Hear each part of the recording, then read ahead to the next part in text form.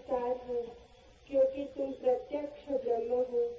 मैं तुम्हें ही प्रत्यक्ष ब्रह्म कहूँगा, सत्य और ऋत के नाम से भी कहूँगा। वे मेरी रक्षा करें, आचार्य की भी रक्षा करें। ओम शांति शांति शांति। This is the invocation of Shantipas. Om, let the sun be beneficent for us. Let Varuna be beneficent for us. Let Arya be beneficent for us. Let Indra and Brahaspati be beneficent for us. Let Vishnu be beneficent for us. Salutation to that Supreme, the Brahman. O air, salutations unto you, for you are the immediate Brahman, the Supreme. I shall call thee alone, the immediate Brahman. I shall also call thee as Rita and Satya, the law and the reality. Let them protect me. Let them protect the Acharya, the teacher. Om Shanti Shanti Shanti.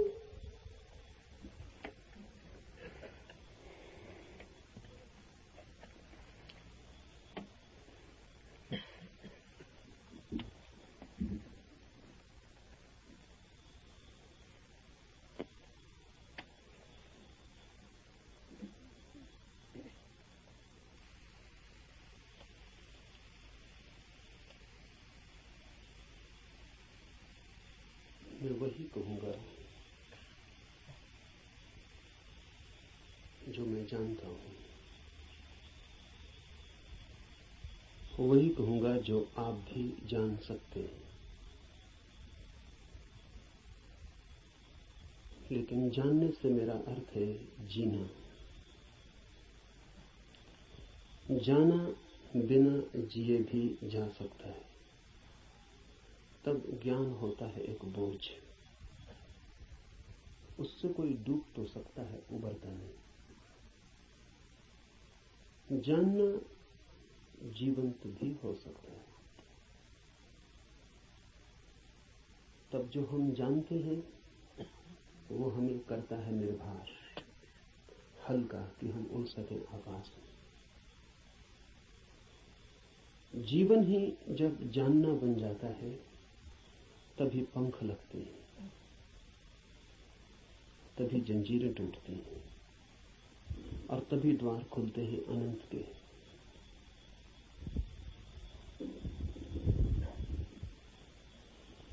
लेकिन जानना कठिन है। ज्ञान इकट्ठा कर लेना बहुत आसान, और इसलिए मन आसान को चुन लेता है और कठिन से बचता है। लेकिन जो कठिन से बचता है वो धर्म से भी वंचित रह जाएगा। कठिन ही नहीं, जो असंभव से भी बचना चाहता है वो कभी भी धर्म के पास नहीं पहुंच पाएगा। धर्म तो है ही उनके लिए जो असंभव में उतरने की तैयारी रखते हैं। धर्म है जुआरियों के लिए, दुकानदारों के लिए नहीं। धर्म कोई सौदा नहीं है।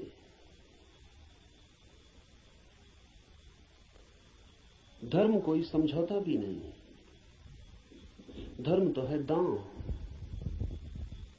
जुआरी लगाता है धन को दांव पर, धार्मिक लगा देता है स्वयं को। वही परम धन है। और जो अपने को ही दांव पर लगाने को तैयार नहीं, वो जीवन के गुह रहस्यों को कभी भी जान नहीं पाएगा। सस्ते नहीं मिलते हैं वे रहस्य। ज्ञान तो बहुत सस्ता मिल जाता है। ज्ञान तो मिल जाता है किताब में, शास्त्र में, शिक्षा में, शिक्षक के पास। ज्ञान तो मिल जाता है करीब करीब मुफ्त, कुछ चुकाना नहीं पड़ता है। धर्म में तो बहुत कुछ चुकाना पड़ता है। बहुत कुछ कहना ठीक नहीं, सभी कुछ दांव पर लगा दे कोई तो ही उस जीवन के द्वार खुलते हैं। इस जीवन को जो दांव पर लगा दे उसके लिए ही उस जीवन के द्वार खुलते हैं। इस जीवन को दांव पर लगा देना ही उस जीवन के द्वार की कुंजी है। लेकिन ज्ञान बहुत सस्ता है, इसलिए मन सस्ते रास्ते को चुन लेता है, सुगम को। सीख लेते हैं हम बातें, शब्द, सिद्धांत, और सोचते हैं जान लिया। अज्ञान बेहतर है ऐसे ज्ञान से। अज्ञानी को कम से कम इतना तो पता है कि मुझे पता नहीं। इतना सत्य तो कम से कम उसके पास है। जिन्हें हम ज्ञानी कहते हैं उनसे ज्यादा असत्य आदमी खोजने मुश्किल। उन्हें यह भी पता नहीं है कि उन्हें पता नहीं। सुना हुआ, याद किया हुआ कंठस्थ हो गया, धोखा देता है। ऐसा लगता है मैंने भी जान लिया। मैं आपसे वही कहूंगा जो मैं जानता हूं, क्योंकि उसके कहने का ही कुछ मूल्य है। क्योंकि जिसे मैं जानता हूं, अगर आप तैयार हो तो उसकी जीवंत चोट आपके हृदय के तारों को भी हिला सकती। जिसे मैं ही नहीं जानता हूं, जो मेरे कंठ तक ही हो, वो आपके कानों से ज्यादा गहरा नहीं जा सकता। जो मेरे हृदय तक हो, उसकी ही संभावना बनती है। अगर आप साथ दें तो वो आपके हृदय तक जा सकता है। आपके साथ की तो फिर भी जरूरत होगी, क्योंकि आपका हृदय अगर बंद ही हो तो जबरदस्ती उसमें सत्य डाल देने का कोई उपाय नहीं है। और अच्छा ही है कि उपाय नहीं है, क्योंकि सत्य भी अगर जबरदस्ती डाला जाए तो स्वतंत्रता नहीं बनेगा, परतंत्रता बन जाएगा। सभी जबरदस्तियां परतंत्रताएं बन जाती। इसलिए इस जगत में सभी चीजें जबरदस्ती आपको दी जा सकती हैं, सिर्फ सत्य नहीं दिया जा सकता, क्योंकि सत्य कभी भी परतंत्रता नहीं हो सकता। सत्य का स्वभाव स्वतंत्रता है। इसलिए एक चीज भर है इस जगत में जो आपको कोई जबरदस्ती नहीं दे सकता, जो आपके ऊपर थोपी नहीं जा सकती, जो आपको पहनाई नहीं जा सकती, उड़ाई नहीं जा सकती। आपका राजी होना अनिवार्य शर्त है। आपका खुला होना, आपका ग्राहक होना, आपका आमंत्रण, आपका अहोभाव से भरा हुआ हृदय। जैसे पृथ्वी वर्षा के पहले पानी के लिए प्यासी होती और दरारें पड़ जाती हैं, इस आशा में पृथ्वी जगह जगह अपने ओंठ खोल देती है कि वर्षा हो। ऐसा जब आपका हृदय होता है तो सत्य प्रवेश कर गया।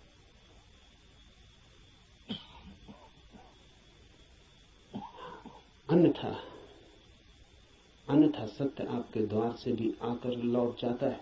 बहुत बार लौटा है, बहुत जन्मों जन्मों में। आप कुछ नए नहीं हैं, इस पृथ्वी पर कुछ भी नया नहीं, सभी बहुत पुराने हैं। आप बुद्ध के चरणों में भी बैठ के सुने हैं, आपने कृष्ण को भी देखा है, आप जीसस के पास भी उठे बैठे हैं, लेकिन फिर भी वंचित रह गए, क्योंकि कभी भी आपका हृदय तैयार नहीं था।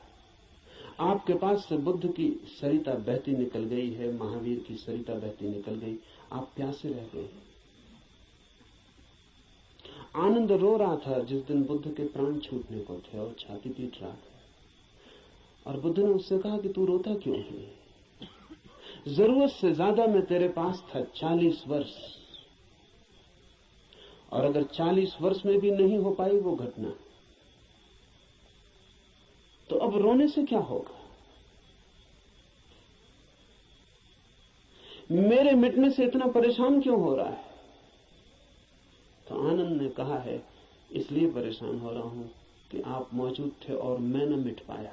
अगर मैं मिट जाता तो आपको मेरे भीतर प्रवेश मिल जाता। 40 साल नदी मेरे पास बहती थी और मैं प्यासा रह गया, और अब मैं रोता हूं क्योंकि जरूरी नहीं है कि ये नदी कब किस जन्म में दोबारा मुझे मिलेगी।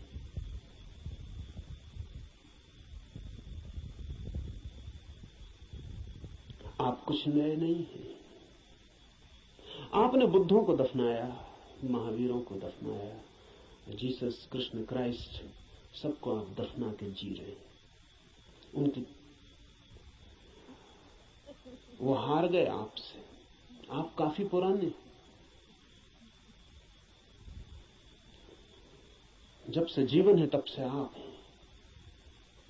अनंत अनंत यात्रा है। कहां हो जाती होगी चूक? बस यही हो जाती है कि आप खुले ही नहीं, बंद है।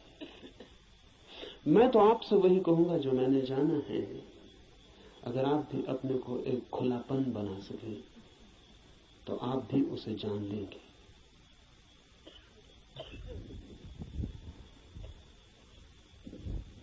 और ऐसा नहीं है कि कोई कठिनाई है बहुत, एक ही कठिनाई है और वो आप हैं। कुछ लोग कुतूहल से चलते हैं, जैसे राह चलते बच्चे पूछ लेते हैं इस वृक्ष का नाम क्या है, और अगर आप उत्तर न दें तो तत्क्षण भूल जाते हैं कि उन्होंने पूछा भी था। वो दूसरी बात पूछने लगते हैं कि ये पत्थर यहां क्यों पड़ा है।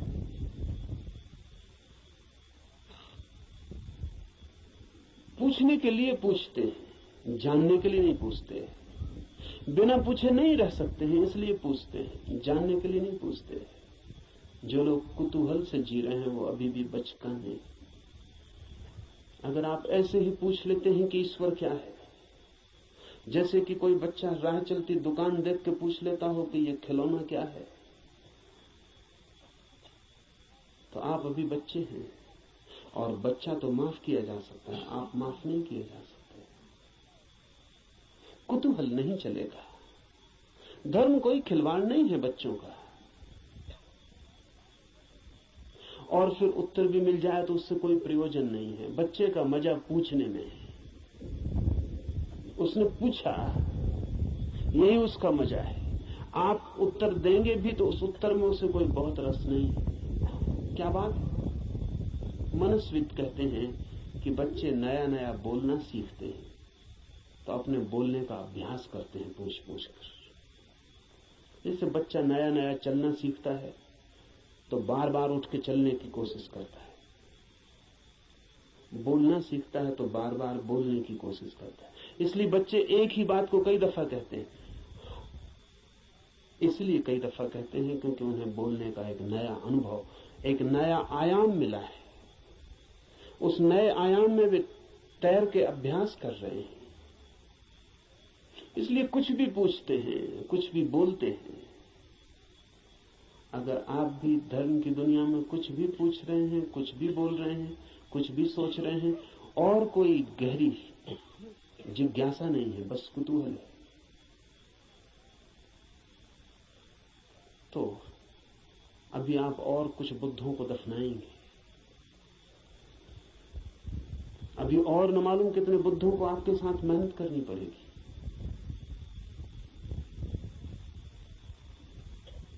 कुतूहल से सत्य का कोई संबंध नहीं। कुछ लोग कुतूहल से थोड़ा आगे बढ़ते हैं और जिज्ञासा करते हैं।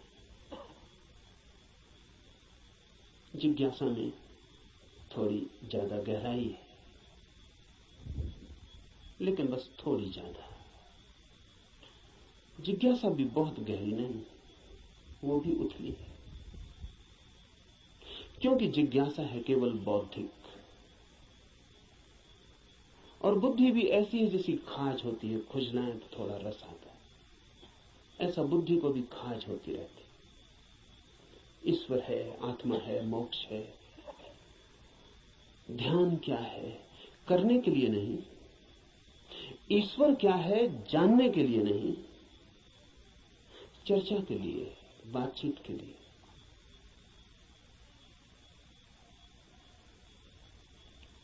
एक बौद्धिक मजा है, एक बौद्धिक व्यायाम है। तो लोग ऊंची बातें करते हैं, लेकिन उन बातों पर कभी भी कोई दांव नहीं लगाते। ईश्वर है या नहीं, इससे कोई प्रयोजन नहीं है। और ईश्वर हो तो, ईश्वर न हो तो वे जैसे हैं वैसे ही बने रहते हैं। ये बड़े मजे की बात है। एक आदमी मानता है कि ईश्वर है और एक आदमी मानता है कि ईश्वर नहीं, और दोनों की जिंदगी बराबर एक सी। कोई गाली दे तो उसे भी क्रोध आता है जो मानता है कि ईश्वर है, और उसे भी क्रोध आता है जो मानता है कि ईश्वर नहीं। बल्कि कई दफे तो ये देखा जाता है कि जो मानता है ईश्वर है उसे ज्यादा क्रोध आता है,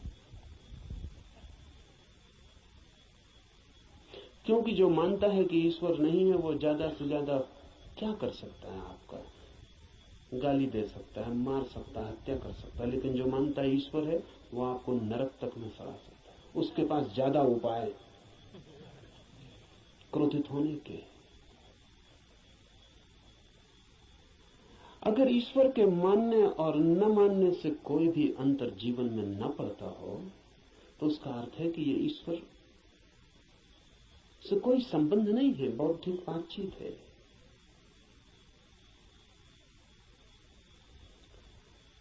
ऐसी जिज्ञासा हो तो आदमी दार्शनिक हो जाता है, चिंतन मनन करने लगता है, शास्त्र अध्ययन करने लगता है, बहुत सिद्धांत इकट्ठे कर लेता है, पक्ष में विपक्ष में सोच लेता है, वाद विवाद करता है, शास्त्रार्थ करता है, लेकिन जीता कभी नहीं।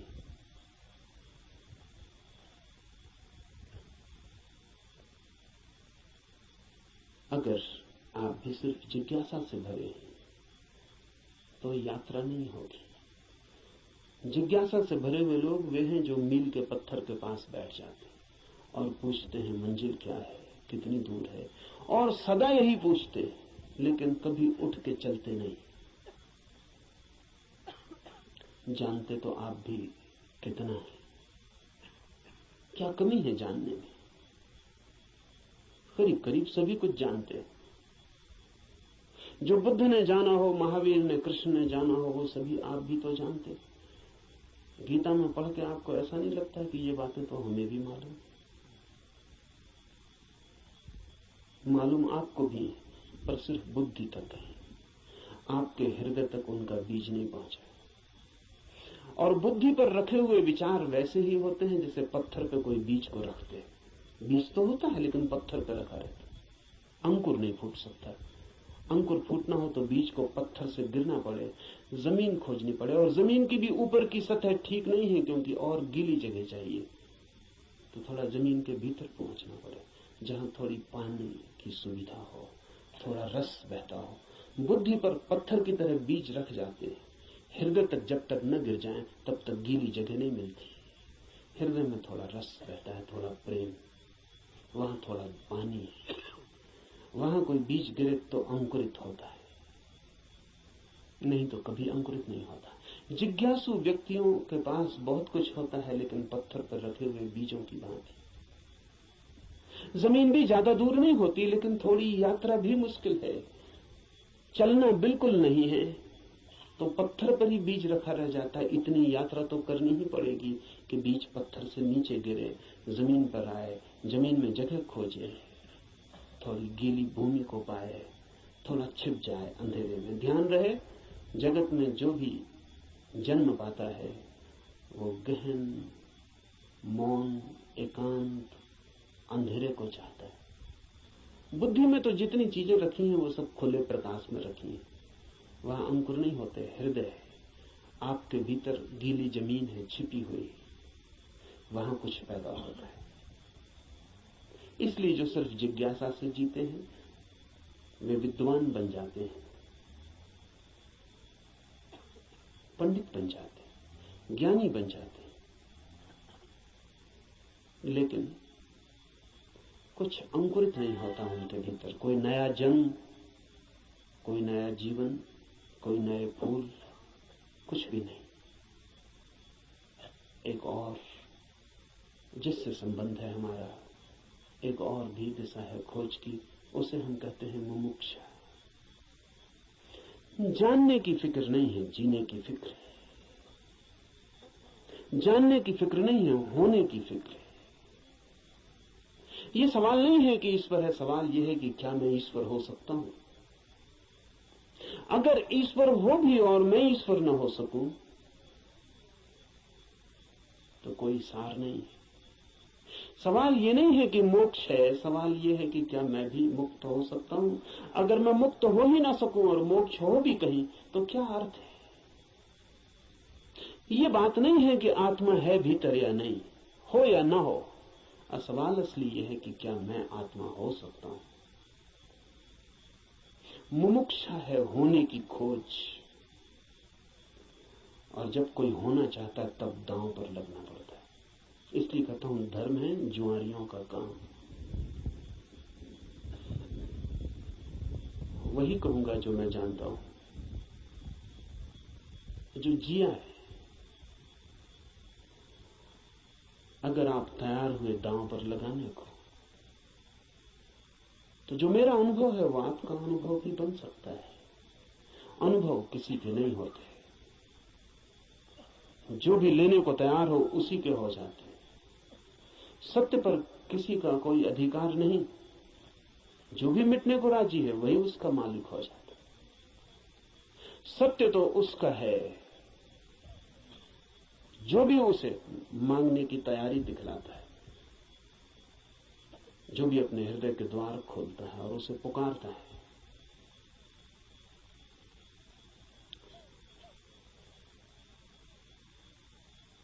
इस उपनिषद को इसीलिए चुना है।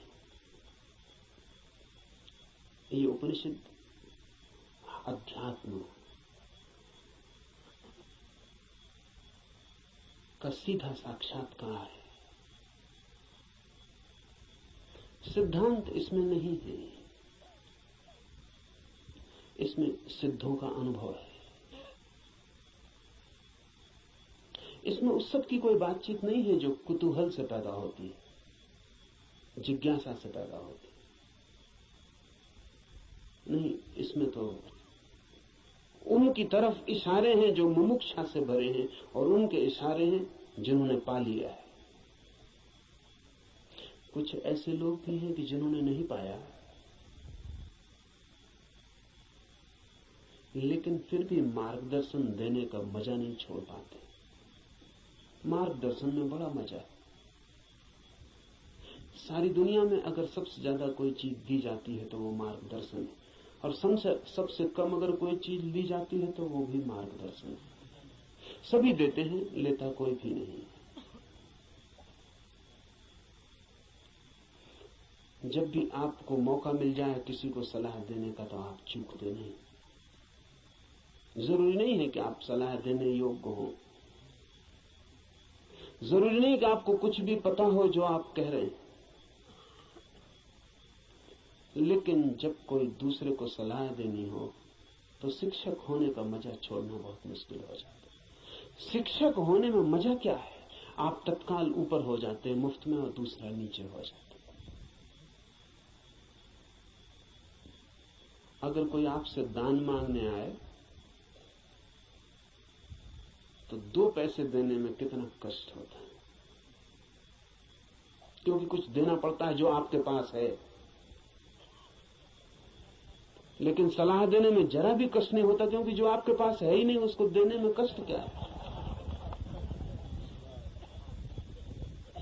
आपका कुछ खो ही नहीं रहा है, बल्कि आपको कुछ मिल रहा है, मजा मिल रहा है, अहंकार मिल रहा है।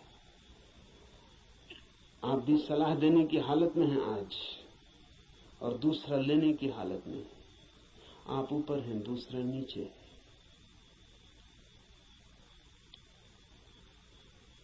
इसलिए कहता हूं कि इस उपनिषद में कोई सलाह, कोई मार्गदर्शन देने का मजा नहीं है, बड़ी पीड़ा है। क्योंकि उपनिषद का ऋषि जो दे रहा है वो जान के दे रहा है, वो बांट रहा है कुछ बहुत हार्दिक, बहुत आंतरिक।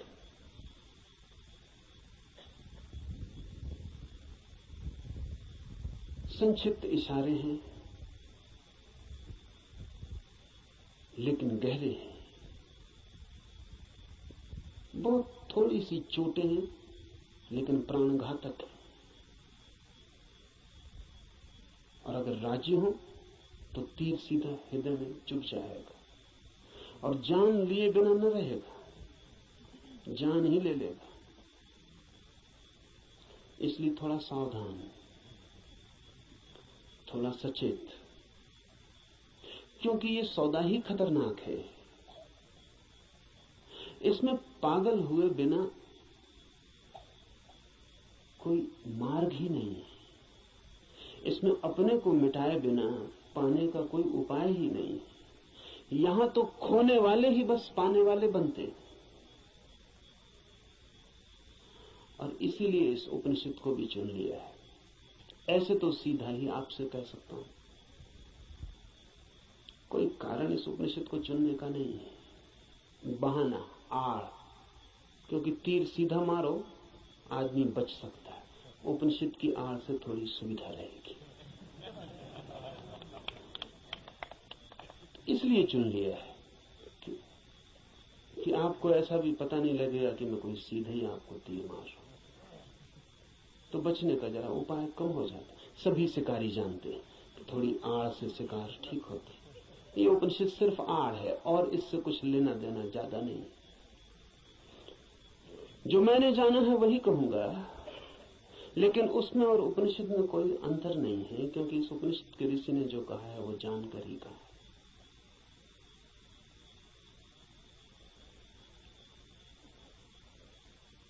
यह उपनिषद अध्यात्म की सूक्ष्मतम रहस्यों का उद्घाटन है।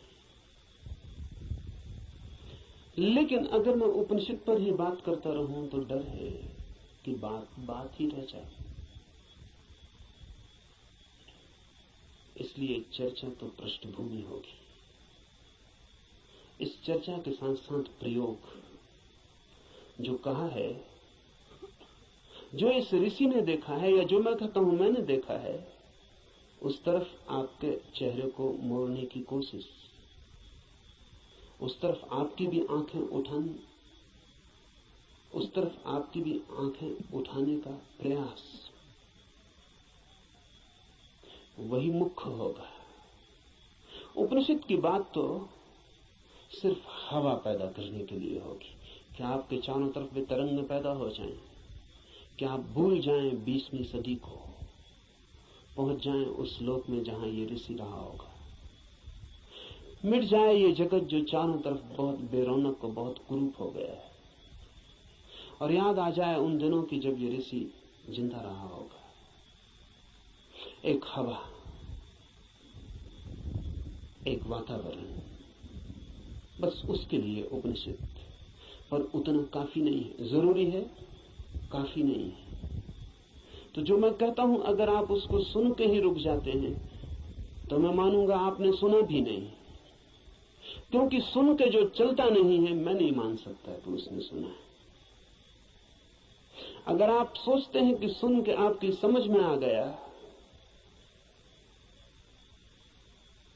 इतनी जल्दी मत करना। सुन के समझ में आता होता तो हम कभी के समझ गए होते। सुन के ही समझ में आता होता तो इस दुनिया में समझदारों की कमी ना होती, ना समझ खोजना मुश्किल हो जाता। मगर ना समझ ही ना समझ, सुन के कुछ भी समझ में नहीं आता। सुन के सिर्फ शब्दों पे मुट्ठियां बन जाती।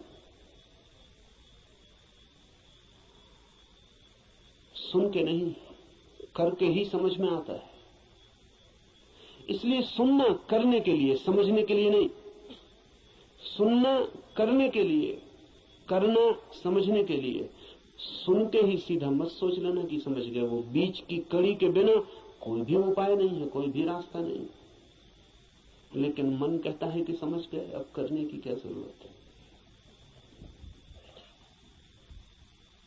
मंजिलें चल के पहुंची जाती हैं। सब भी समझ लिया हो, यात्रा पथ पूरा स्मृति में आ गया हो, पूरा नक्शा जेब में हो, फिर भी बिना चले कोई मंजिल तक कभी पहुंचता नहीं। लेकिन सपना देखा जा सकता है। कोई आदमी यहीं सो जाए और सपना देख सकता है कहीं भी पहुंचने का। मन सपना देखने में बड़ा कुशल है। और ऐसा मत सोचना कि आप ही ऐसे सपने देखते हैं। जिनको आप बहुत बुद्धिमान कहते हैं वे भी इसी तरह के सपने देखते रहते हैं। साधु हैं, सन्यासी हैं, महात्मा हैं, वर्षों से खोज में लगे हैं, लेकिन कहीं इंच भर नहीं पहुंचते, यात्रा ही नहीं करते। वो जो वर्षों से खोज में लगे हैं वो सारी की सारी खोज वर्तुलाकार है। बुद्धि में ही वर्तुल बन जाता है, भंवर बन जाता है, उसी भंवर में घूमते रहते हैं। फिर उस भंवर में सब समा जाता है, वेद समा जाते हैं, उपनिषद समा जाते हैं, कुरान बाइबलें समा जाती हैं, उस भंवर में सब समा जाता है, लेकिन एक इंच भी गति नहीं होती। उपनिषद की हम चर्चा करेंगे, उपनिषद समझाने के लिए नहीं, उपनिषद बन जाने के लिए। यहां सुन के कुछ कंठस्थ हो जाए और आप भी बोलने लगे तो मैंने आपका नुकसान किया, मैं फिर आपका मित्र साबित ना हुआ। यहां सुन के आप जो सुना है वो बोलने लग जाएं तो कोई मूल्य नहीं है। यहां सुन के आपको भी वो हो जाए, आप भी वो देख लें,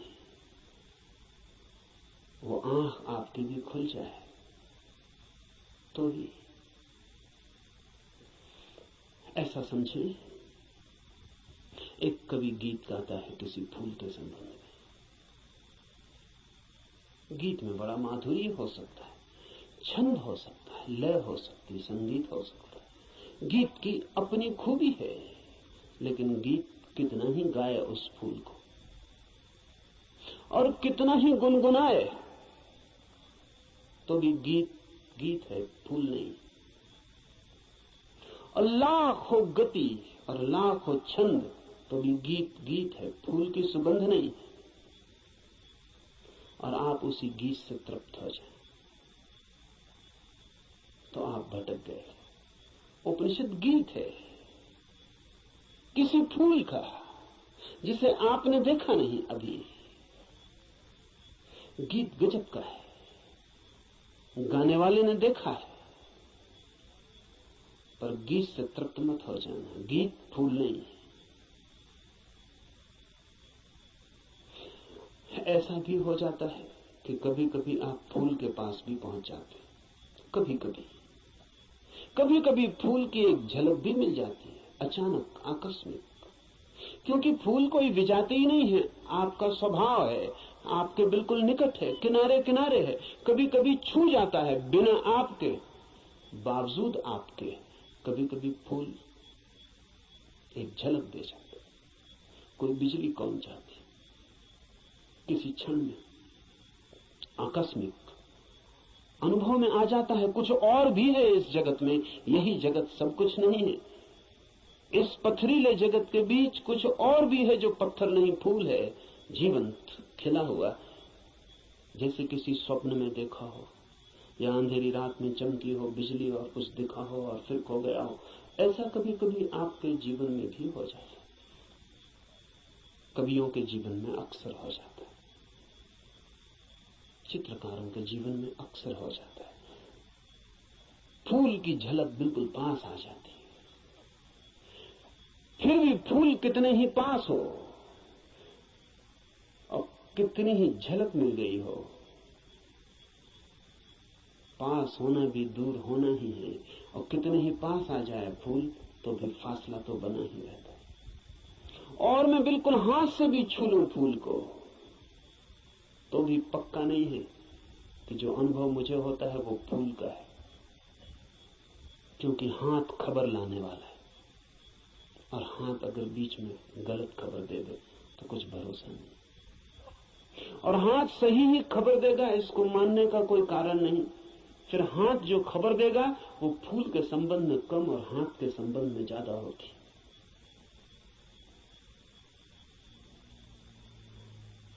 फूल ठंडा मालूम पड़ता है, जरूरी नहीं कि फूल ठंडा हो सकता है हाथ गर्म हो, इसलिए फूल ठंडा मालूम पड़ता है।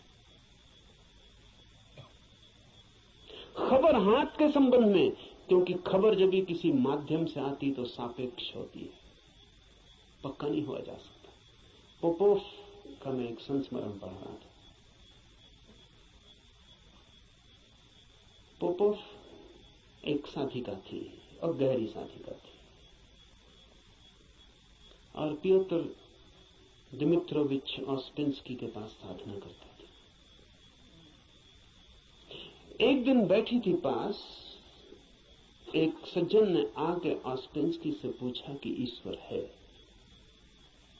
या नहीं। तो ऑस्पेंस्की ने कहा कि ईश्वर नहीं। फिर ऑस्पेंस्की थोड़ी देर रुका और उसने कहा कि लेकिन मैं कोई गारंटी भी नहीं कर सकता,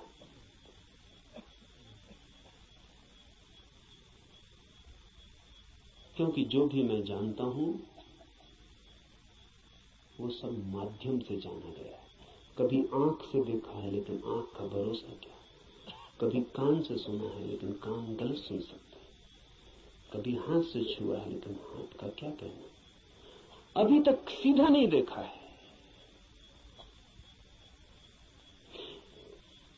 अभी तक आमने सामने नहीं हुआ हूं, इसलिए कोई गारंटी भी नहीं। अभी तक जो भी जाना है उसमें मुझे ईश्वर का कोई अनुभव नहीं हुआ, लेकिन जरूरी नहीं कि ईश्वर न हो। इससे सिर्फ मेरी खबर मिलती है कि मेरे अनुभव क्या है, इसलिए मैं कोई गारंटी नहीं कर सकता कि नहीं ही है। इसलिए मुझ पर भरोसा करके मत रुक जाए, खोजना। जब भी माध्यम से कुछ घटता है तो भरोसे का नहीं। अगर फूल के बिल्कुल पास भी पहुंच जाएं तो भी आंख देखती है, हाथ छूते हैं, सुगंध नाक में आती है, ये भी दूरी का अनुभव है। तो कभी कभी कोई कवि उस परम फूल के इतने पास पहुंच जाता है तो उसकी गीत में उतर आती है गूंज उसकी, लेकिन फिर भी बुद्ध नहीं है वो, महावीर नहीं है वो। महावीर कौन है, बुद्ध कौन है? बुद्ध है वो चैतन्य जो फूल ही हो गया। इतनी भी दूरी न रही कि फूल को देखा हो,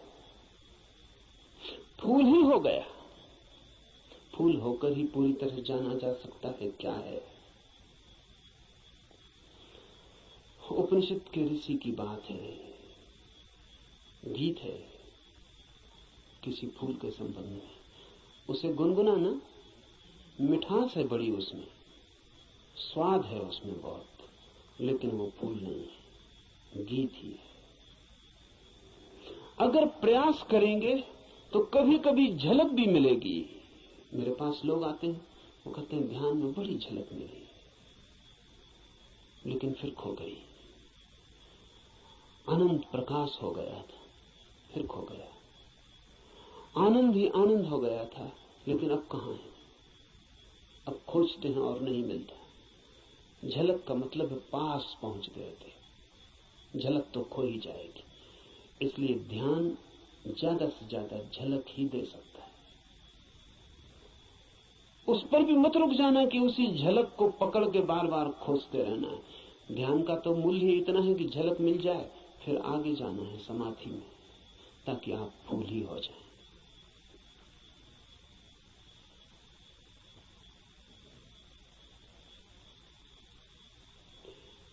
ध्यान में है झलक, समाधि में है हो जाना।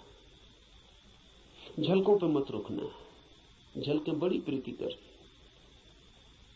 सारा जगत बासा मालूम पड़ने लगता है। एक झलक ध्यान में मिल जाए उस जीवंत की, फूल की, उस खिलावट की जो भीतर है, तो सारा जगत फीका और व्यर्थ हो जाता है। लेकिन फिर कुछ लोग झलकों को पकड़ लेते हैं और उन्हीं को दोहराने लगते हैं और सोचते हैं सब हो गया। नहीं, जब तक आप ही ना हो जाएं, ईश्वर ही जब तक आप ना हो जाएं, तब तक भरोसा मत करना कि ईश्वर है। हो सकते हैं, क्योंकि है ही। खोलना है जरा, उघाड़ना है जरा। छिपे हैं, मौजूद हैं अभी और यहीं। थोड़े से वस्त्र हैं और बड़े झीने वस्त्र हैं कि चाहें तो अभी उतार कर फेंक दें और नग्न हो जाएं और ईश्वर हो जाएं। लेकिन बड़ी पकड़ है। झीमें तो हैं लेकिन पकड़ गहरी। क्यों है ये पकड़ इतनी? ये पकड़ है क्योंकि हम सोचते हैं ये वस्त्र ही हमारा होना है, यही हम है, इसके अलावा हमें कुछ और किसी अस्तित्व का पता नहीं। इस उपनिषद में इशारे होंगे उस अस्तित्व के जो वस्त्रों के पार है, और इस उपनिषद के साथ साथ हम करेंगे ध्यान ताकि मिले झलक, और आशा बांधेंगे समाधि की ताकि हम भी हो जाएं वही जिसे हुए बिना न कोई संतोष है, न कोई शांति है, न कोई सत्य है। उपनिषद शुरू होता है प्रार्थना से। प्रार्थना है समस्त जगत से। सूर्य कल्याणकारी हो, वरुण, अर्यमा, इंद्र और बृहस्पति, विष्णु कल्याणकारी हो, उस ब्रह्म को नमस्कार हो। हे वायु, तुम्हारे लिए नमस्कार, क्योंकि तुम प्रत्यक्ष ब्रह्म हो। मैं तुम्हें ही प्रत्यक्ष ब्रह्म कहूंगा। सत्य और ऋत वे सब मेरी रक्षा करें, आचार्य की भी। इस प्रार्थना से शुरू होता है। धर्म की यात्रा प्रार्थना से शुरू होगी ही। प्रार्थना का अर्थ है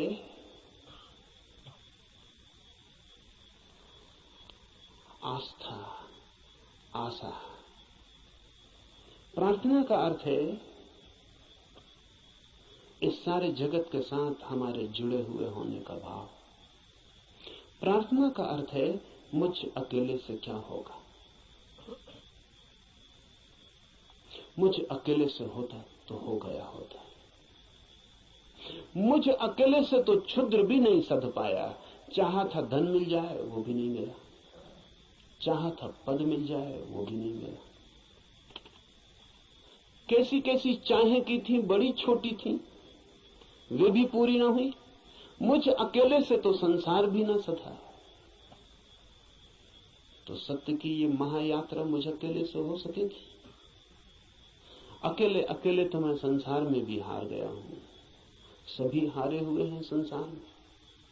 जो जीते हुए दिखाई पड़ते हैं वे भी, बस वे दूसरों को जीते हुए दिखाई पड़ते हैं, खुद तो बिल्कुल हारे हुए।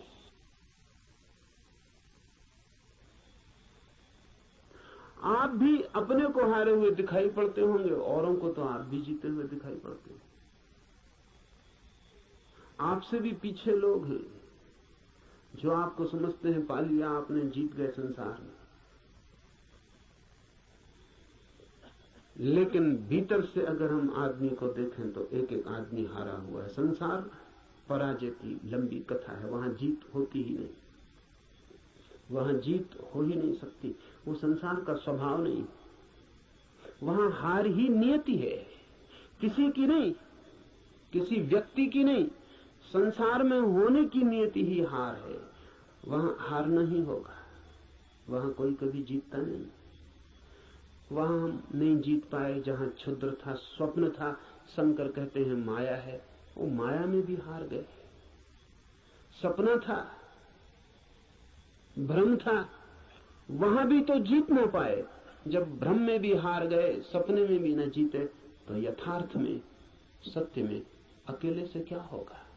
प्रार्थना का अर्थ है संसार में पराजित हुए व्यक्ति का यह अनुभव कि जन्मों जन्मों तक चेष्टा करके मैं हार गया। क्षुद्र में तो विराट में मेरी सामर्थ्य।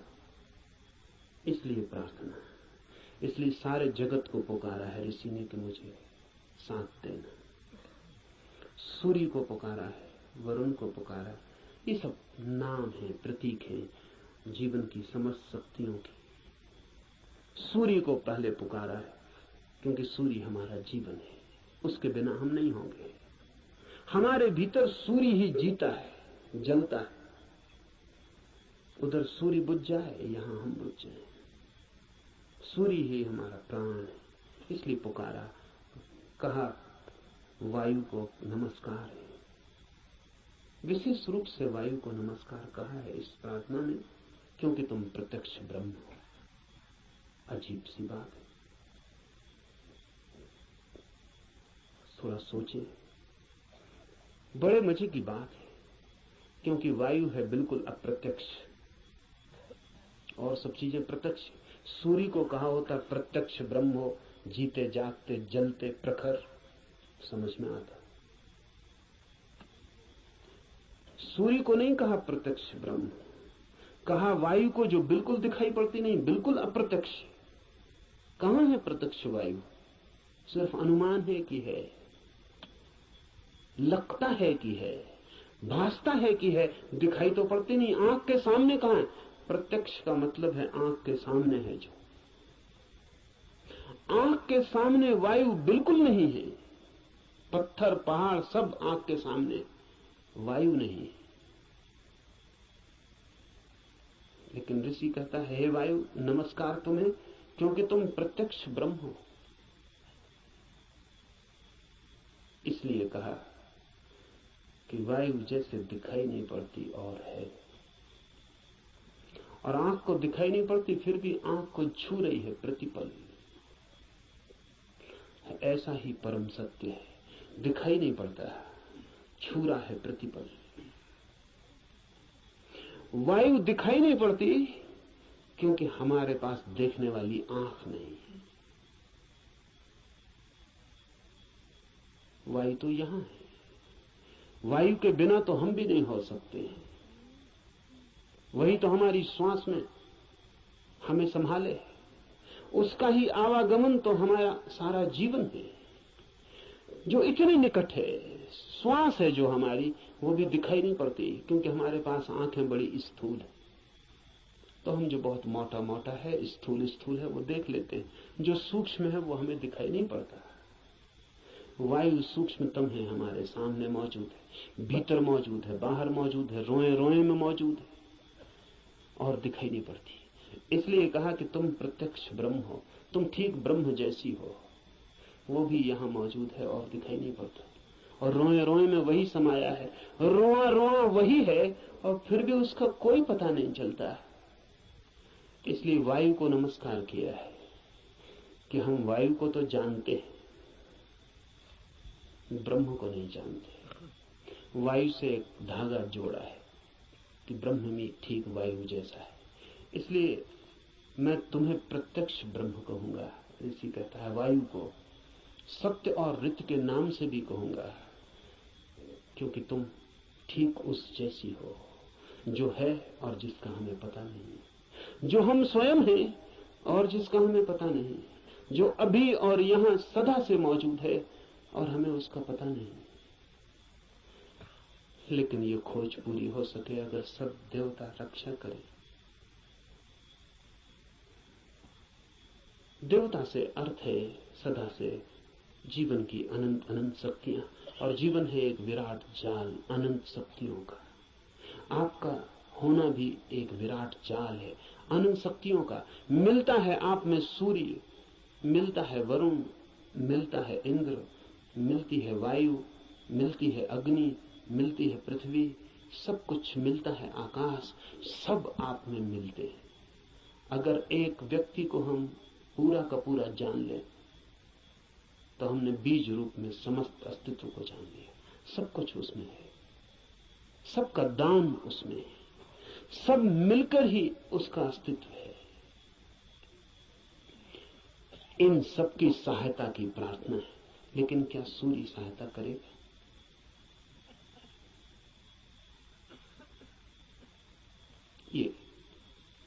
ये सवाल उठता ही है। प्रार्थना भी की तो क्या सूर्य सहायता करेगा? प्रार्थना भी की तो क्या वायु सहायक हो जाएगी? प्रार्थना भी की तो पृथ्वी क्या सहायता करेगी? पृथ्वी की सहायता और सूर्य की सहायता का सवाल नहीं है। आपने प्रार्थना की, यही बड़ी सहायता है। इसे थोड़ा ठीक से समझ लें। कोई सूर्य आके आपको सहायता नहीं करेगा, लेकिन आपने प्रार्थना की इसका जो परिणाम है वो सूर्य पर नहीं होगा, आप पर होगा। क्योंकि प्रार्थना करने वाला चित्त हो जाता है विनम्र, प्रार्थना करने वाला चित्त हो जाता है असहाय, प्रार्थना करने वाला चित्त स्वीकार कर लेता है इस बात को कि मुझ अकेले से नहीं होगा। प्रार्थना करने वाला चित्त मिटने को तैयार हो जाता है। प्रार्थना करने वाला चित्त अपने अहंकार को, इस भाव को कि मैं कर सकता हूं, छोड़ देता है। इसके परिणाम होते हैं। प्रार्थना का सारा परिणाम आप पर होता है। प्रार्थना से सूर्य नहीं बदलता, आप बदलते हैं। प्रार्थना से जगत नहीं बदलता, आप बदलते हैं। लेकिन आपके बदलते ही दूसरे जगत में आपका प्रवेश हो जाता है। प्रार्थना आमतौर से जब आप करते हैं तो यही सोचते हैं कि कोई कुछ करेगा, इसलिए प्रार्थना कर रहे हैं। न, प्रार्थना है एक उपाय, एक डिवाइस। हाथ तो आप जोड़ते हैं किसी और के सामने, लेकिन जो परिणाम होता है वो होता है भीतर, जिसने हाथ जोड़े हैं उस पर।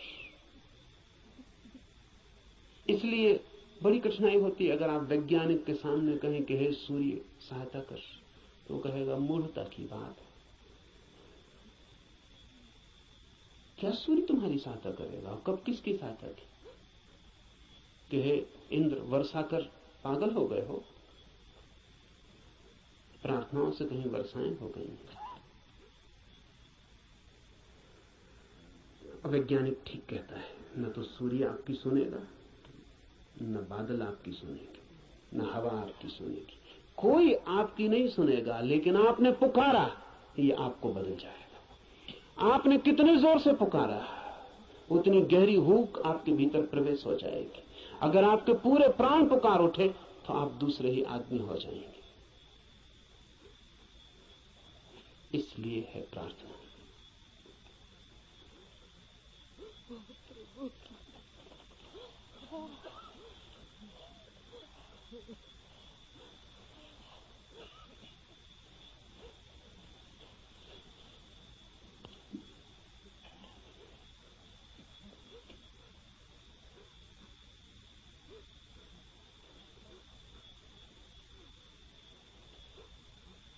Jean-Paul Sartre has named his autobiography Words.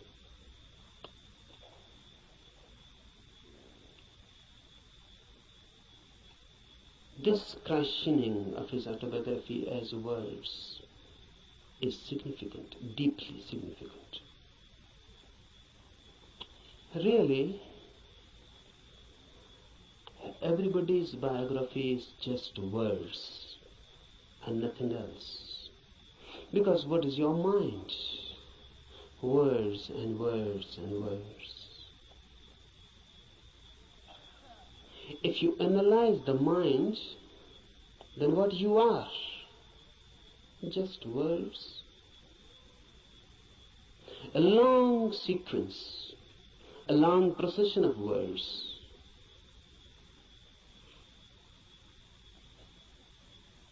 This is everybody's autobiography. But if you are nothing but words, then you are not. Then you are yet unborn. Then you are yet to exist authentically. Because words are just words, sounds. They mean something, but basically they are meaningless. The meaning is given to them. And mind is just a mechanism, a natural computer. It goes on feeding on words, then creating more words out of them. Then you go on associating those words. You go on creating principles, philosophies, systems. And ultimately where you are. Truth is not a byproduct of a long process of words. Truth is not a word at all. Truth is out of words. Truth is beyond words, or below words. Truth is experience, not words. Old Lao Tse has said, the truth cannot be said. Because when you say something, language has to be used. Words have to be used. And truth is not a word. So when you say it, you miss it. The moment you say it, you have missed it. It cannot be said. It can only be experienced.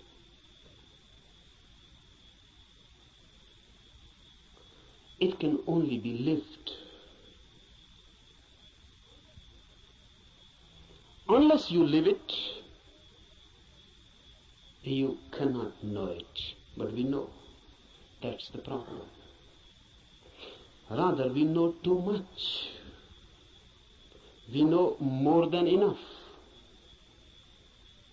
What's our knowledge? Words accumulated. You can accumulate them logically, rationally. You can create and edifice a beautiful system. Just as you can make a house with playing cards. But you cannot live in it.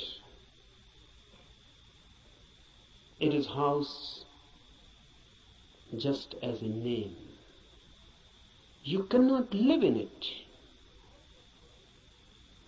Out of words you can create a palace, a system, a philosophy, but you cannot live in it. Philosophers create beautiful systems, but they always live out of them. They cannot live in it. That is impossible. Nothing is wrong with them. The very system is such that it cannot be lived. One Immanuel Kant, or some Hegel,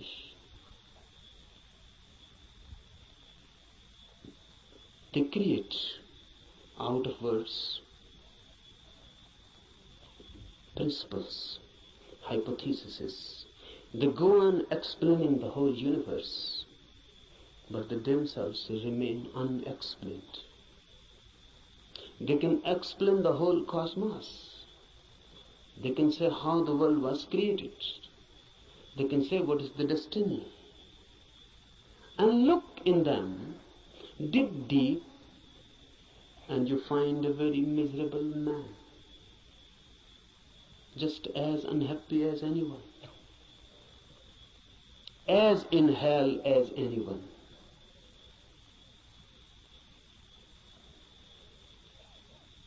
Don't believe in words. They are the greatest deception created by humanity. And word has become our world. We live in it, we eat it, we ride on it. The word beats in our hearts and the word circulates in our blood. We are just a collection, a big collection of words. Mind is very miser about words. It goes on accumulating. But remember, word is never the reality. I can use the word love. But love, the word, is not love, the experience. I can go on repeating love, love, love, and I can create a sort of auto-hypnosis, and I can believe that I know love because I know the word. To know the word is easy. To know love is difficult. Not only difficult, but impossible. Impossible not because the experience is impossible. Impossible because you are incurable. Because love can come only to you when you are not. And that is the path of everything that is great, deep, love, truth, God. They come only when you are not. Your non-being becomes the passage. Someone was asking Mozart. Mozart was one of the greatest musicians of the world. Rare, unique. Someone asked him, which music you like most? And Mozart is reported to have replied, no music, sir. No music I like most.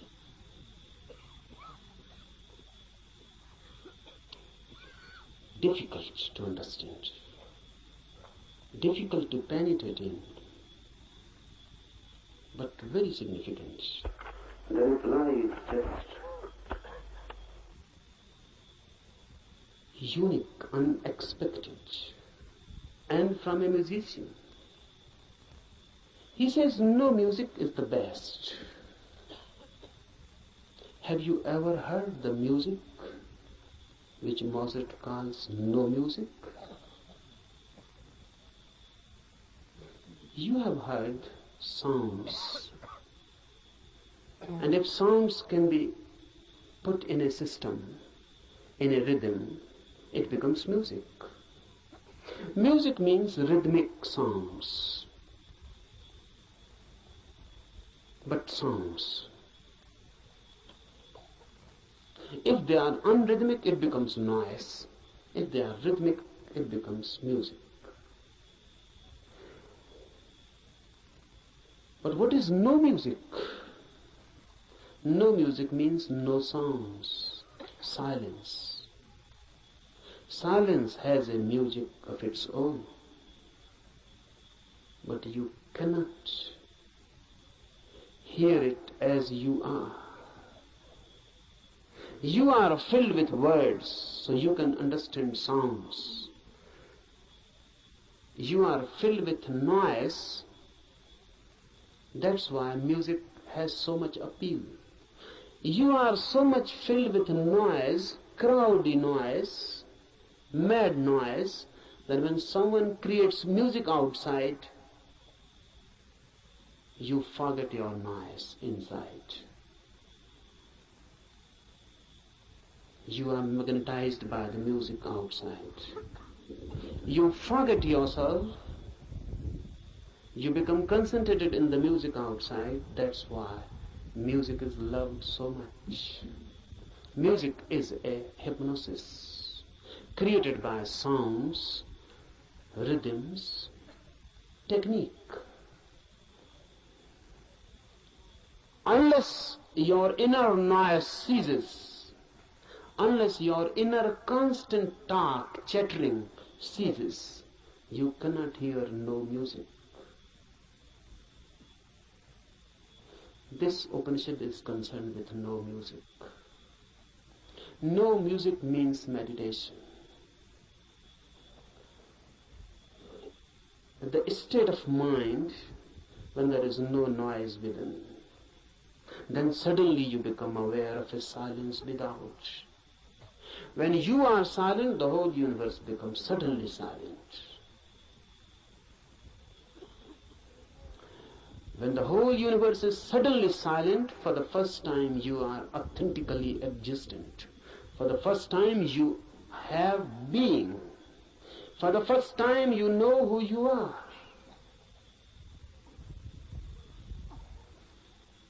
No music is meditation.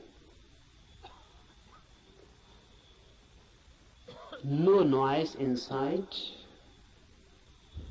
creates the possibility, the situation in which you can hear the soundless silence which is everywhere,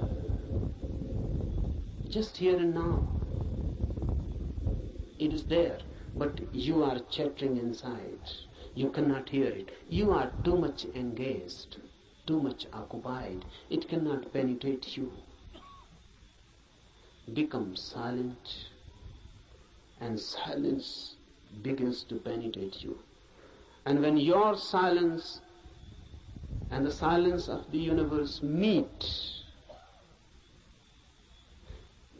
you have encountered God. You have come face to face. This is what is meant by immediate Brahma. Immediate experience of the divine, when your silence meets the silence of the universe. When these two silences meet, they become one. Because two silences cannot be two. Remember this. Two noises are two. Two silences cannot be two, because there is nothing in between them which can become a wall, which can become a division. Two silences immediately become one.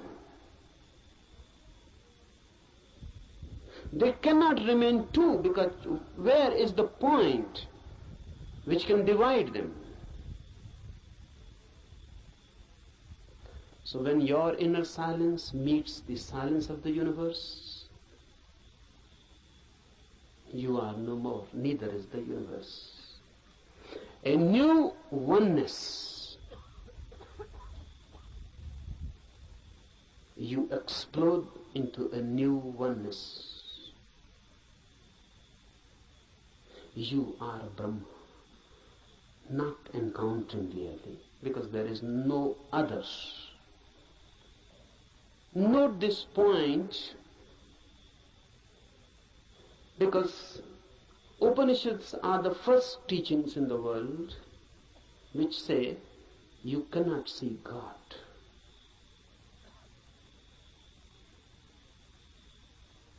All the religions go on talking about seeing God. Upanishads are the first teachings, the oldest, which say you cannot see God, because in seeing two are needed, you and the God. God cannot be made an object of knowledge. God is your subjectivity. So you cannot put God before you. There is no way of meeting God. You can only dissolve in Him, or He can dissolve in you. Oneness is God. When two silences meet, oneness is created. Two silences meeting transform everything. In this camp, we will try to create a silence within you. We are not to do anything for the silence of the universe. It is always here and there. It is always the case. Only you are missing your silence. Once you can gain your silence, suddenly you are transformed into a different world, in a different being. You are no more the same. The old man is dead and a new is born. Creating of this inner silence is all that is meant by meditation.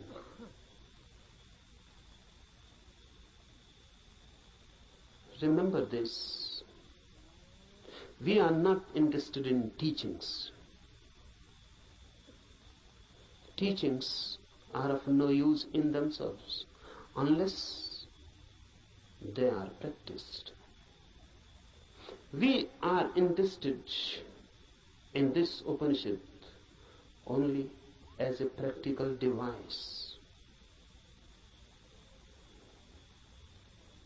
The Upanishad is not for me some doctrine to be believed,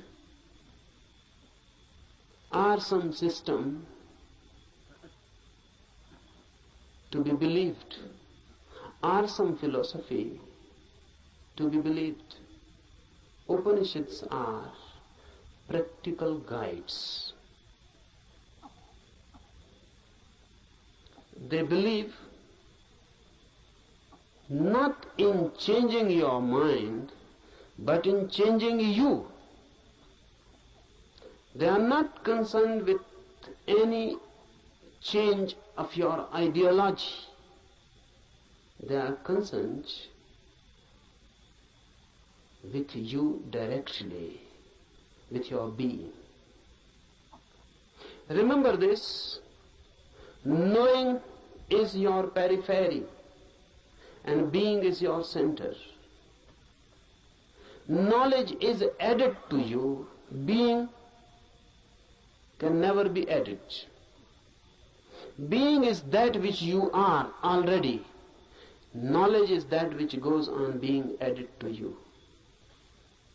And it happens, unfortunately, it happens for many, that their being becomes just more and more burdened with their knowledge. Knowledge is going to be piled up on you by the society, by culture, by everything. Knowledge is utilitarian. It is needed. So everyone goes on accumulating knowledge. Knowledge is power. It gives you energy, particularly to move in the world, to act in the world. It helps. It is instrumental.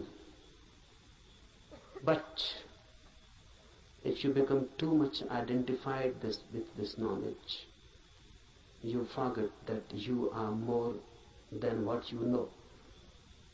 Then you forget that you are pillar to your knowledge. Then you forget that your foundational being is not your knowing. What you know is just your memory. How to penetrate this knowing and to reach the innermost center which you are. Silence, no music, non-chattering, no inner talk. But how to do it? It is difficult. It is difficult because you can start a new talk inside.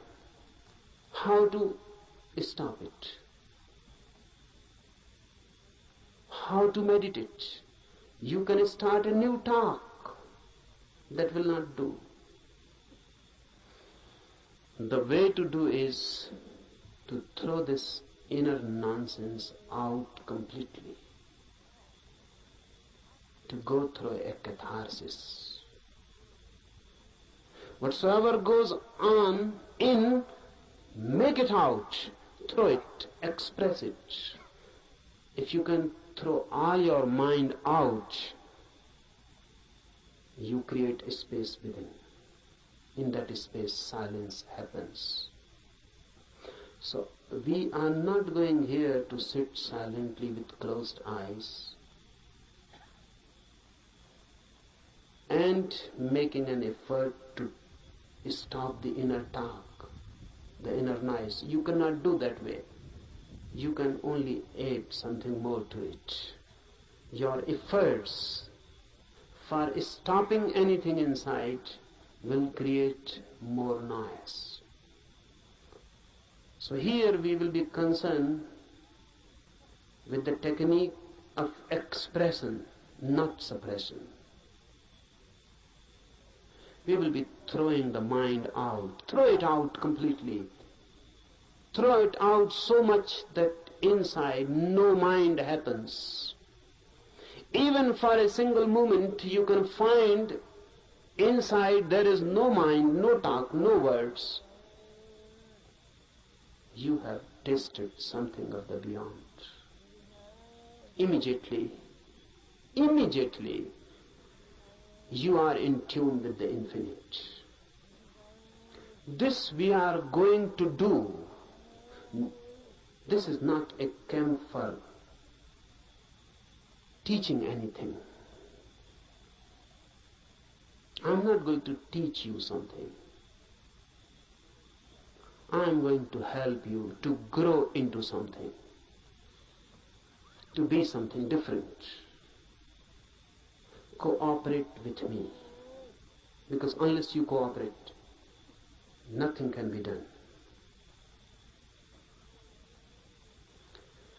This cooperation is not only needed from you, you must ask, you must request, you must invite and pray, so that all the forces of the world, all the forces of the universe cooperate with you. That's why this Upanishad, Adhyatam Upanishad, starts with a prayer. This prayer is beautiful.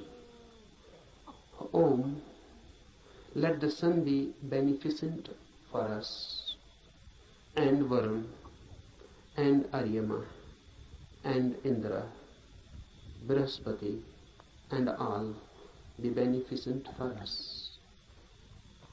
Let Vishnu be beneficent for us. Salutations to that Supreme, O air, salutations unto you, for you are immediate Brahma, the Absolute, the Supreme. I shall call thee alone the immediate Brahma. I shall also call thee Ritha and Satya, the law and the reality. Let them protect me. Let them protect the Acharya, the teacher. Om Shanti, Shanti, Shanti. With prayer we start. Why? Because man alone is helpless. Man alone cannot do anything. Because man alone is nothing. Man is just a meeting point of million and million forces. In you, every universal force is crossing. You are just a crossroad. The sun, the air, the earth, the fire, the ether, everything is passing through you. You are just a crossroad. Remember this, because then you become part of this cosmos. And this is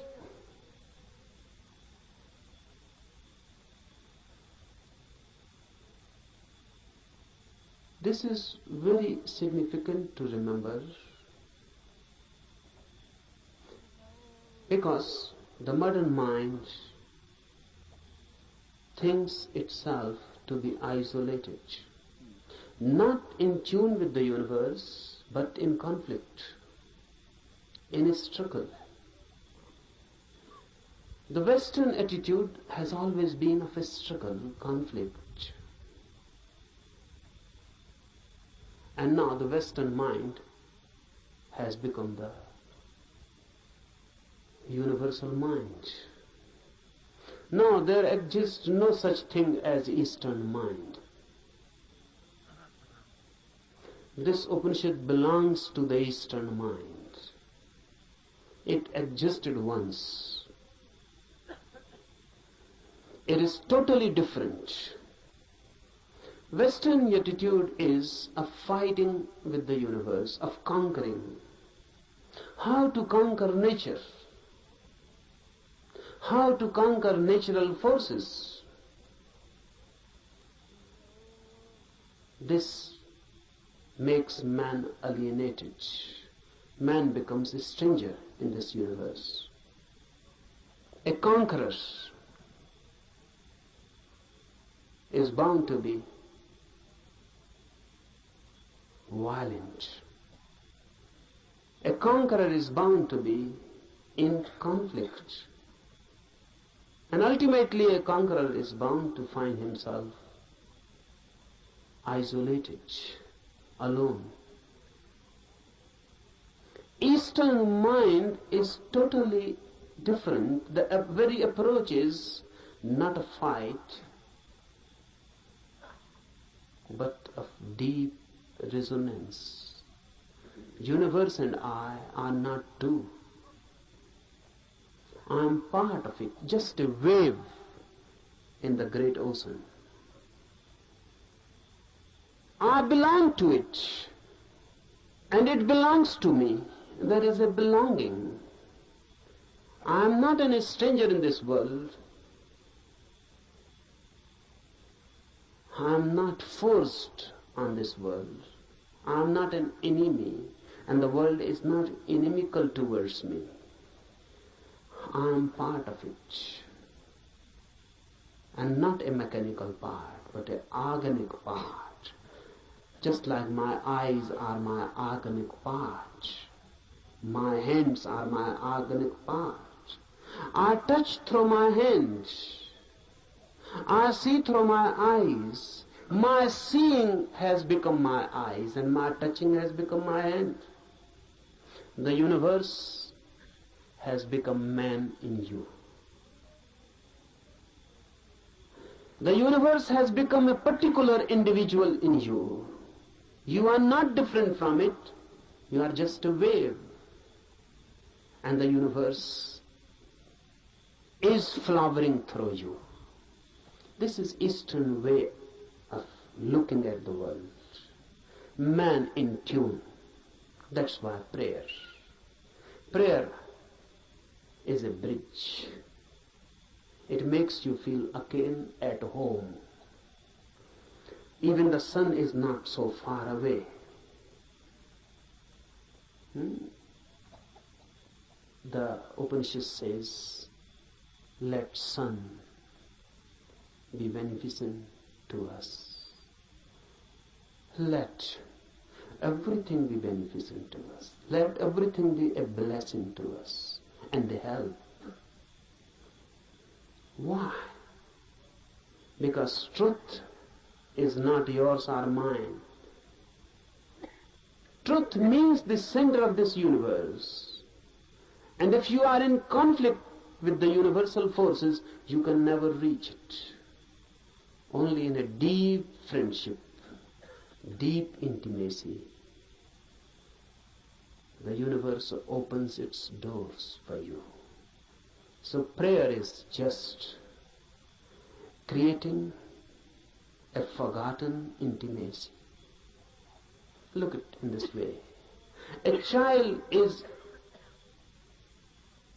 born.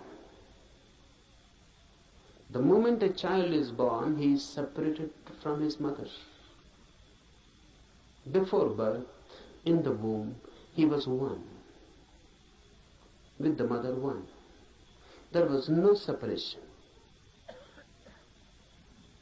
The child and the mother were one. The child existed within the mother as part, organic part, because even the child was not breathing.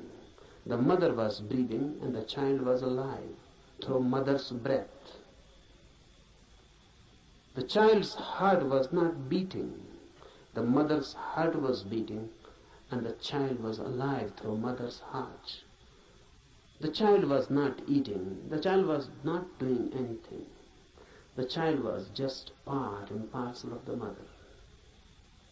Then the child is born and separated.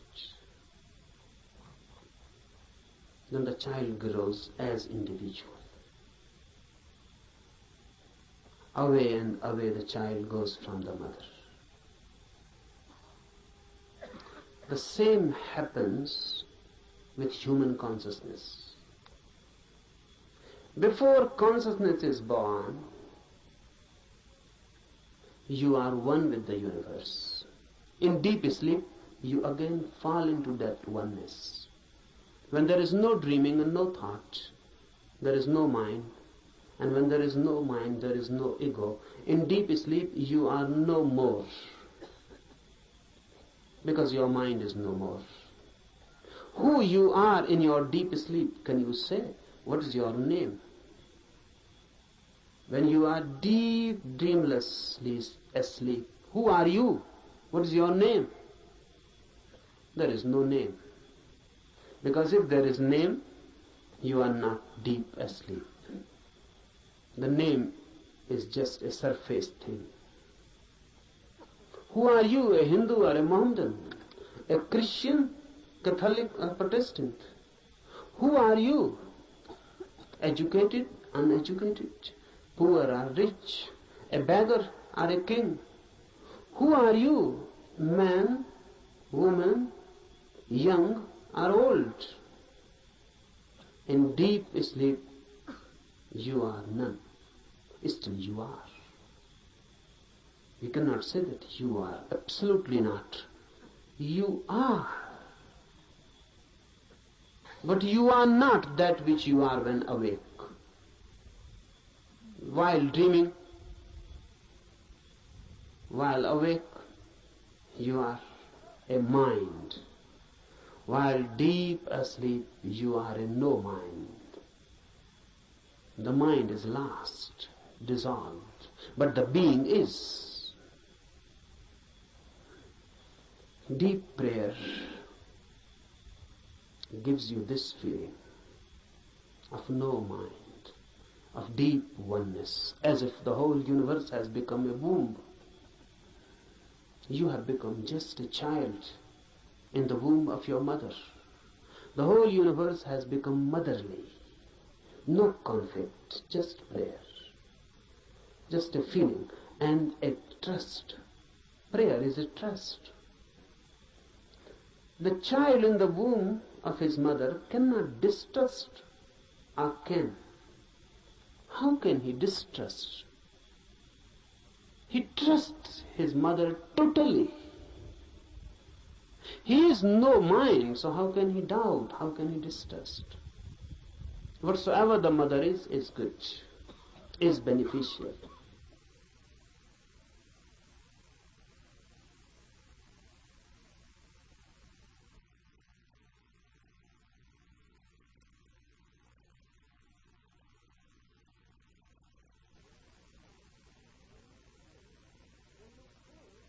When you pray, you are throwing yourself back into a motherly universe. You are back into the womb of the world, of existence itself. And you trust. This trust is sown in the prayer. The sun will be beneficial, the air, the earth, everything. All the forces of the universe will be helpful. This is a deep trust. How it works? What is the mechanism of it? Is it that all these forces are going to help you? No. No one is going to help you. But the moment you create this trusting, this prayer attitude, this prayerful attitude, once you create this bridge, all the barriers are withdrawn. Those barriers were created by you, now they are withdrawn. You are not in fight. You are ready to surrender. You are not going to conquer. You are ready to surrender. You are ready to withdraw your ego. They are not going to help you positively, but now negatively. All the problems, all the barriers, all the hindrances that were bound to be created by your ego will not be created anymore. Now you will not be your enemy. Understand this deeply. These forces, once taken as deeply related with you, intimate, friendly, homely, and the whole universe taken as a home, a motherly womb, then your fighting attitude dissolves. Then your conflicting mind dissolves. Then your violence, then your ego, the effort to be constantly this or that, the very beginning dissolves. And if you have no ego and a prayerful mind, suddenly, with full awakening, you fall into deep sleep. This is the mystery. Suddenly, with full awareness, you fall into deep sleep. That's why Upanishad has constantly declared that samadhi, the ultimate ecstasy which is achieved by meditation, is just like deep sleep with one difference. And that difference is awareness. In deep sleep you are unaware, unconscious. In samadhi, in ecstasy, you are conscious, aware. But the phenomena is the same. In deep sleep you become part of the cosmos. In samadhi, ecstasy, you become part of the cosmos. In sleep you are unconscious. What is happening? In samadhi you are fully conscious. And once you can become consciously a part of this universe, you have achieved the goal. So from tomorrow morning, we will try to re-enter the womb of the universe by dissolving ourselves, by throwing away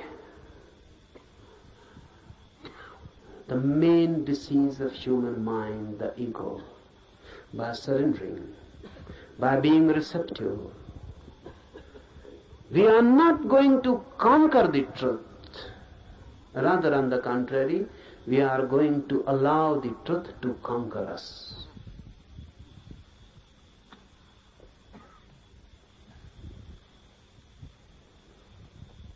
Now, some instructions for the morning meditation.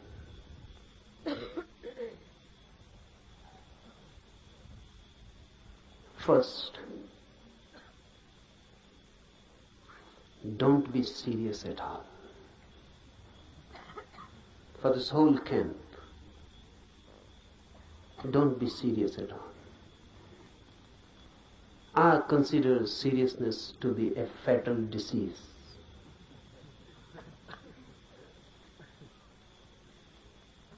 So please don't try to be long faces. Why I particularly say this? Because religious people are usually trying to be that. Don't be serious. Be more and more laughing, enjoying like small children. Because before the divine force, we are small children. So don't be serious. You cannot approach that divine force with a serious, sad face. That is a barrier.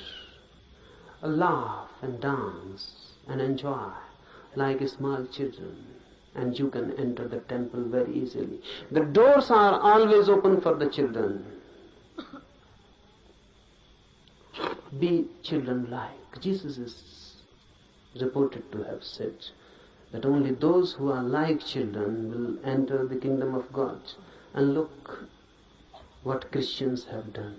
They have created a very serious, sad religion. Jesus on the cross, a weeping religion, crying. Christians say Jesus never laughed. This is unbelievable. Because the man who said only those who are like children will enter the kingdom of God cannot be believed that he never laughed.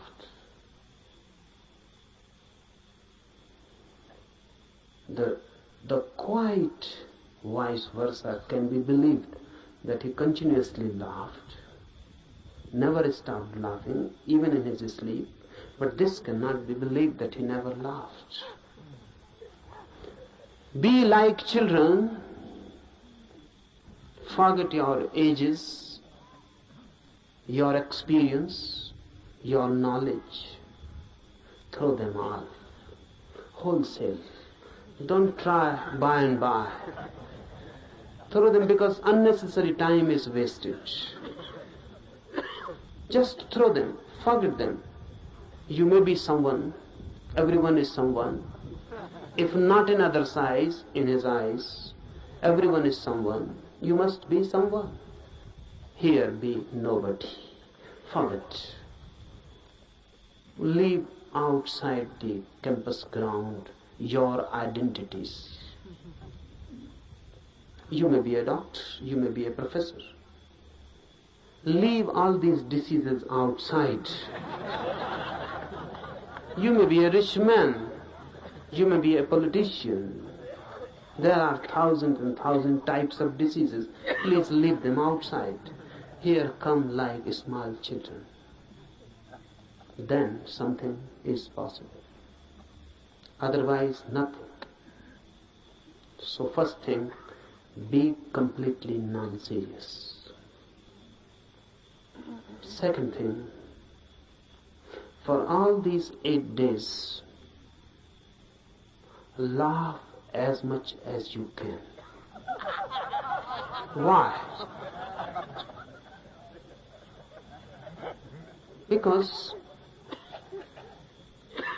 you don't know the mechanism of the mind.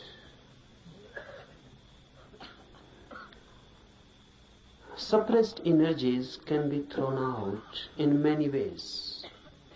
Laughter is the easiest. Any energy, try it. Someone has abused you, you feel anger coming in, immediately laugh. And the same energy which was going to be anger will become laughter. You are sad, something has happened. The moment you remember you are sad, immediately laugh. Don't wait someone to help you. Laugh. And suddenly you will feel the change, the same energy which was going to take a shape, sad shape, is transformed into laughter. It has been released. So laughter I give you as a technique of release. And don't try to be miser about it. And don't try to find out any reasons for it. No reasons are needed.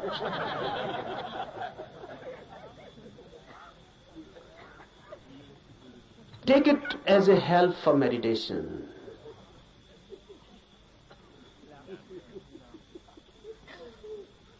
The whole thing takes a different dimension.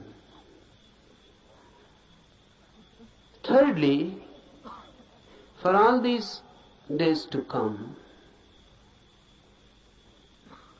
remember one thing constantly, that you are to create a situation in you in which the divine can be invited. So don't do anything.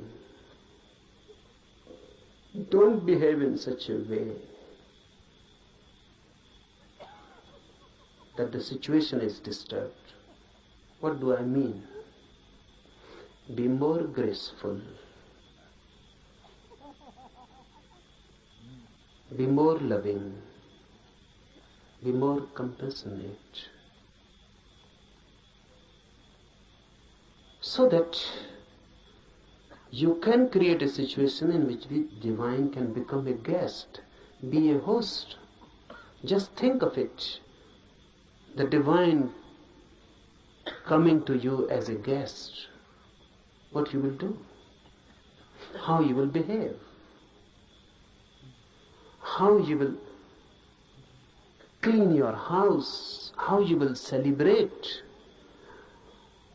How you will create a space in your house? Constantly for all these 8 days, remember this, that you are going to be a host to the divine. So behave. Always thinking of that.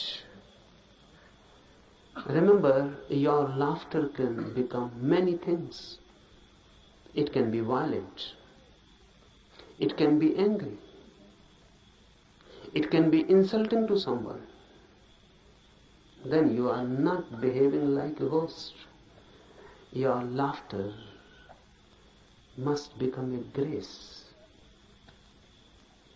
It must not be insulting to anybody. It must not be insulting, disturbing. It must not create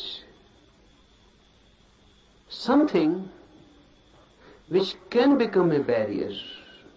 So do whatsoever you like, but constantly remember that in these 8 days, any moment the divine can enter in you.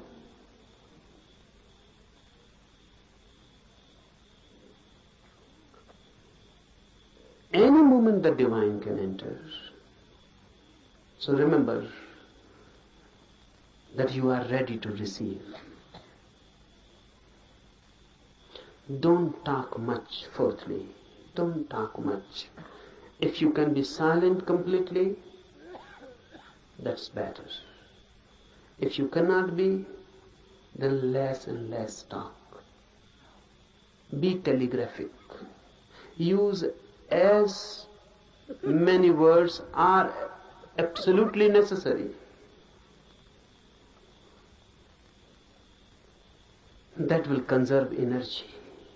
Our talking is much a wastage. Conserve energy. Don't talk. Don't read. In the morning we will be doing meditation, in the afternoon, in the night. The remaining time, be more and more silent, happy, blissful. Sit somewhere, don't waste time in talking, and just wait. Remember this word, wait. Everyone knows the meaning, but no one knows the experience. Sometimes when you really wait, you are waiting for your beloved or your lover to come. You are a different man. A different quality enters in you. You are waiting for your beloved. Someone passes by the door, you just become eyes. The whole energy is transformed into eyes. Someone knocks on the door, you become attentive. The beloved may have come. Even the rustling of the leaves outside, dry leaves falling on the ground, and you feel the beloved has come. You are constantly alert. Alert, but not tense. Alert, but waiting.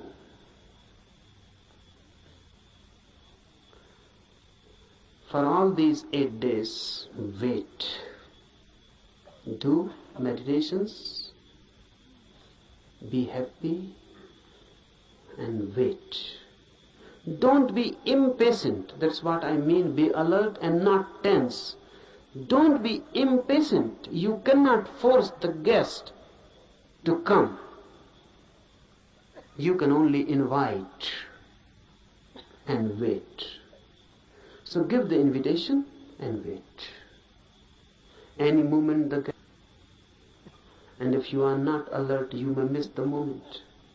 Any moment the guest can come, and you are angry and talking to someone else, you may miss him. Any moment the phenomena is possible, but if you are not there, you may miss for lives. No one can say when the next moment of such opportunity will come. Wait. And lastly, meditation needs you in your totality.